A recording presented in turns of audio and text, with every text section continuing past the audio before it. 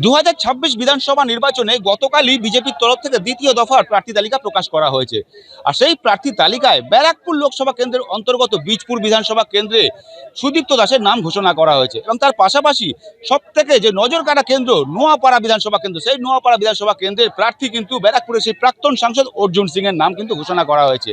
আর এই দুইজন বিজেপি প্রার্থী আজ হালিশহর রামপ্রসাদ ভিটে কালী মন্দিরে পুজো দিয়ে আজকে প্রচার অভিযান শুরু করলেন এবং এই প্রচার অভিযানে কিন্তু অসুর শক্তির বিনাশ হবে এই প্রার্থনা করা হয়েছে হালিশহর রামপ্রসাদ ভিটে কালী মন্দিরে।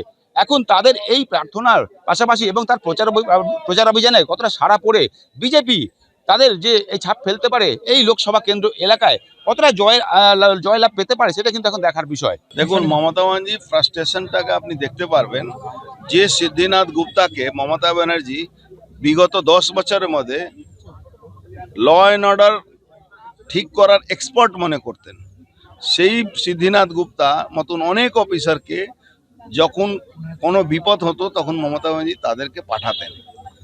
যাদেরকে নিয়ে উনি চলতেন সেই কম্পিটেন্ট অফিসাররা শুধু টাকা তুলতে জানতো, আর যারা ভালো অফিসার তারা সান্টিং পোস্টে থাকতো।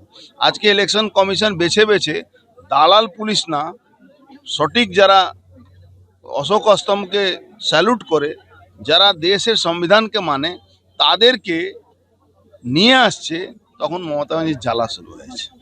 এই জ্বালায় দেখে বাংলার মানুষ খুশি হচ্ছে। ভালো লাগছে। মায়ের কাছে চাইলাম মা আমাকে শক্তি দিক, সাহস দিক, যেন মাথা উঁচু করে মেরুদণ্ড সোজা রেখে এই অসুর শক্তির বিরুদ্ধে লড়াই করতে পারি।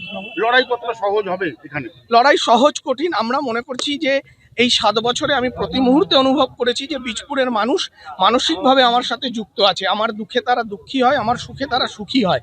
আর এটা অনুভব করেছি বলেই আমি এই 7টা বছর নিজেকে ঠিক রাখতে পেরেছি।